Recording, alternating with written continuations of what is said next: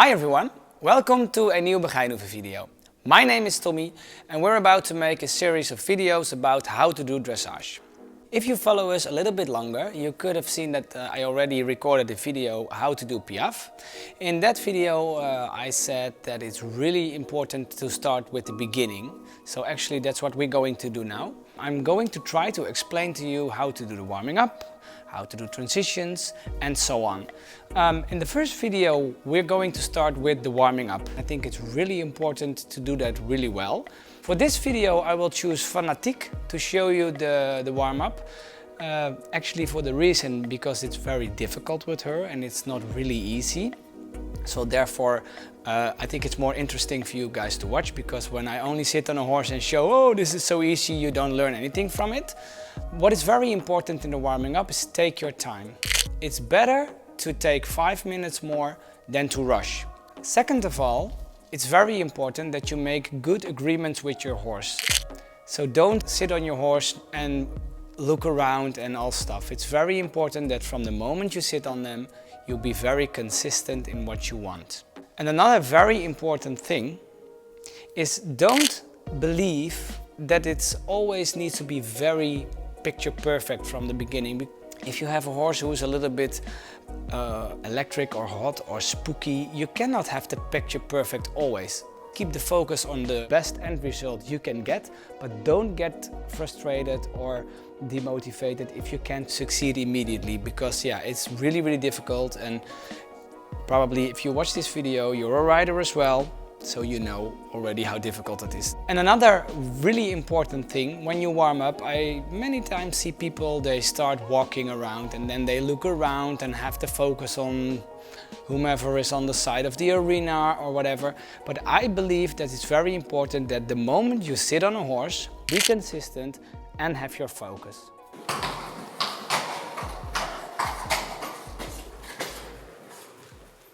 How to do dressage or riding? There are many different kind of ways to do it.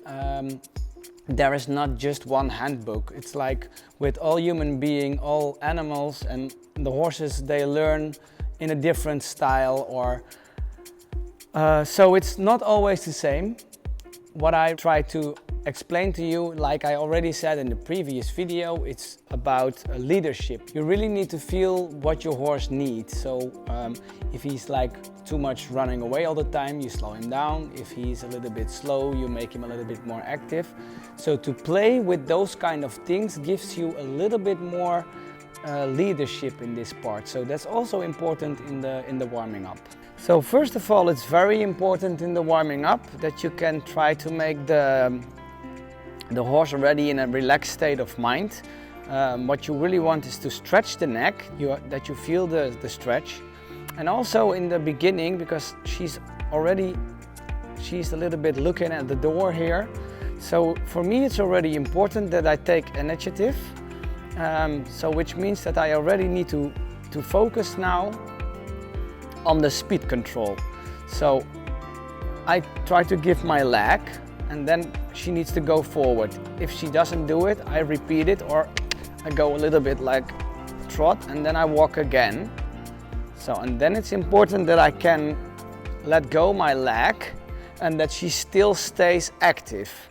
So why do I want to do it like that? Is that if you really want to make it look easy, you have to make it easy. So if I teach her to stay active without the support of my leg, it gives my leg a nice quiet position, and therefore it looks nice and it looks easy. So that's always the goal in the training. You ask your horse to do something. Once they do it, you let go of the aids, and then the horse needs to stay exactly like you told them to be.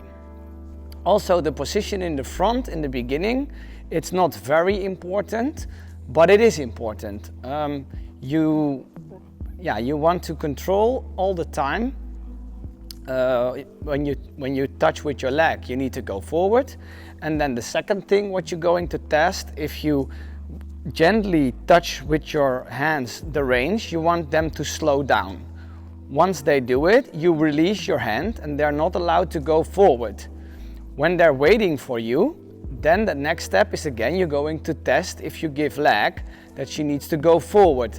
The ideal situation is that you will have the neck very long and stretched with the nose in front of the vertical. Okay, then there are some problems in that case, because sometimes you have horses, they are a little bit excited or spooked at the surroundings, which means sometimes you need to have a little bit more contact than you want. So then it's what I just told, very difficult to have it perfect, but that's fine. It's not a big deal if you have some moments which are not perfect. The thing is that after you have a moment where it was not so perfect, always try to find a way back to get it ideal, even when it's for a little second. So I'm testing forward and I go back. So I know there is, when I want to touch the bit to slow down and the horse gets too short in the neck, that's probably because she didn't listen well enough to my rein age. In an ideal situation, she slows down and I can release immediately. This was better. Already you can see when I'm warming up, I'm not just walking around and chilling and talking, and no, I try to focus on my horse. I believe that she doesn't understand that one moment I'm just looking around and don't pay attention, and the next moment I want her to listen. So it's very important that you be very consistent already from the start. So, and then after I walked, I'm going to make a transition to trot. So with her it's also very interesting because she is kind of distracted really quick. She sees everything. So what I really need to do with her is to let go in the front and don't be afraid that she make a mistake. So she really needs to warm up on her own legs with as much stretch as possible. And then in the ideal situation, totally under control with the long rein. That's of course very difficult. See, there she starts looking a little bit. Yeah. See, there I have this moment where it's not really perfect. I need to have more contact than I want to guide her through something.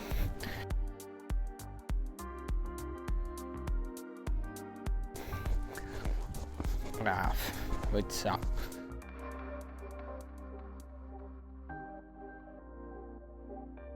Braaf. Here I have this moment where it's like very easy, then it's fine. That's what you want. And every time I try, when it feels nice, can I release my hands and can I stretch the neck even more without losing the control and the attention. And when you succeed in that, then you have a lot of control. So it's really difficult to keep it perfect all the time. In fact, I only had a few moments where I were thinking, oh, that's okay. So when you can do this in the walk, the trot and the canter, and you can have a nice stretch and relaxation, then you have optimal control. So what I'm going to do now is I'm going to try to do the same in the canter like I did in the trot and in the walk. So very simple, and I say simple, but I want it to be simple, but it's not so simple yet. I cannot really. Braaf. Okay, that's getting better. And then I slow down again a little bit and I try to release again.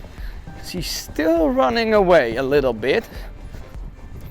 So I really want her to stretch the neck without running away, and that I need to hold the reins to keep her with me. That's very important.